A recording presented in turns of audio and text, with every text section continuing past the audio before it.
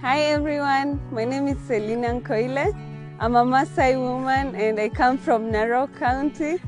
Welcome to our Maasai Boma, our homestead.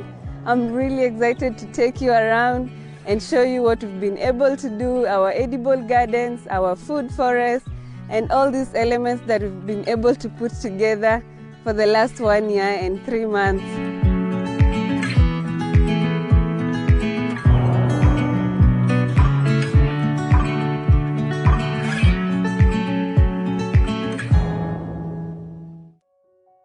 Being among the first women to be able to go to school in my village, I thought that it was good for me to come back home and share the lessons that I have learned over the years with my community.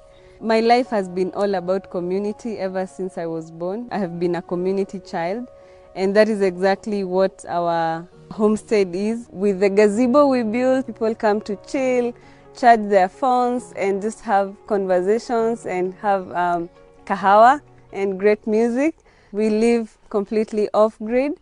We have our solar power here and we don't have running water. We harvest rainwater. It's good because we then don't get to pay all of these bills. Like we don't have water bills, we don't pay rent, and so it makes our lives easier and more sustainable.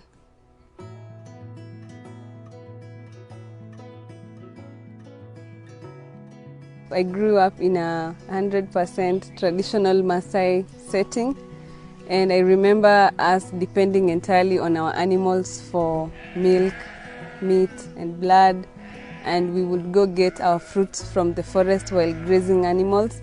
And so the Maasai I was 20 years ago is not the Maasai I am right now, because times are changing, climate change is making all of these wild fruits disappear, and also we can no longer depend on our animals 100% because most of the time they are away from home. And this is really what is now pushing us, the Maasais, to explore different other sources of livelihood securities.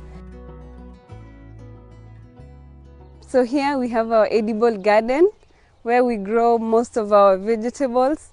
It's important to have a center like this where people can come and learn the basics of organic farming and how to grow their own food and get even a source of seeds. So this place really plays a great role as a demonstration site where people can learn. So in our market garden, we really try to make it as simple as possible so that people can really understand the basics.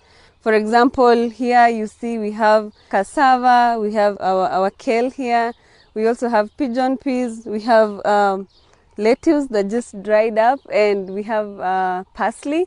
Being a hot area, water is a very scarce resource. So we show them how to conserve water on the ground, and this is done by putting up swales. In our market garden, we have integrated a lot of trees that we hope in the long term will give us shade and fruits and also timber and firewood. So we will be kind of self-sustainable in the near future.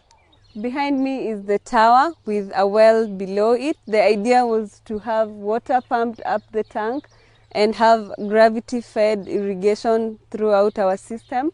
And we decided to use the vertical space by integrating a bedroom, a guest bedroom. And also on the topmost level, we have a place where someone can relax, watch the sunset, or just chill and listen to a podcast. This is our wild area. We have a lot of trees already that has grown that are indigenous to this place. For example, this Oleleshwa tree, it's wild sage, and it's a very beneficial tree to our community because we use it as perfume. You can put it under your armpits and you smell nice. We also use it as natural tissue paper.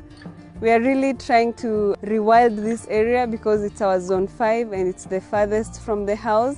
And we've been adding more indigenous trees into this area.